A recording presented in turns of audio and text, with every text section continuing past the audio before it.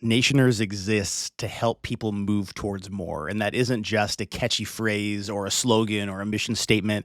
It really is the summary of what we believe is essential for followers of Jesus, that there is more for each and every one of us, that tomorrow is an amazing destiny that God has created and planned for us. And no matter what the past looks like or where we've been or where we come from, there is more that God wants us to do, more growth, more refinement, more lessons to learn. There is so much ahead of us that we shouldn't be distracted by what's behind.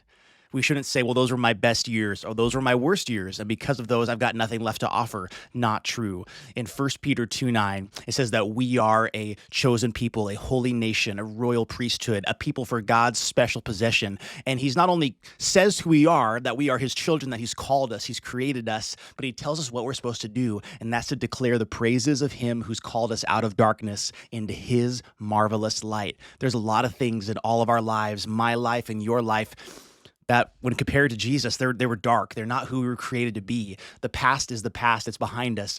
But Christ takes us and moves us and has called us out of darkness into his wonderful light. When we allow Jesus to enter into our lives and to shine his light on every area, there is no darkness, there is no unseen thing, there is nothing that he looks at and wants separation from us from.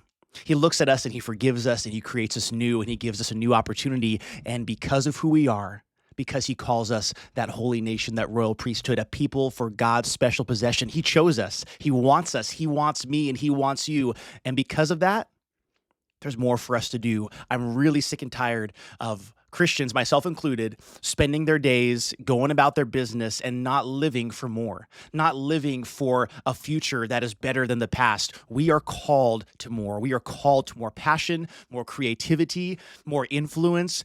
There is more that God wants to do in your life than we are currently allowing him to do. What if we stopped and listened and asked God, say, hey, God, what do you want from me today?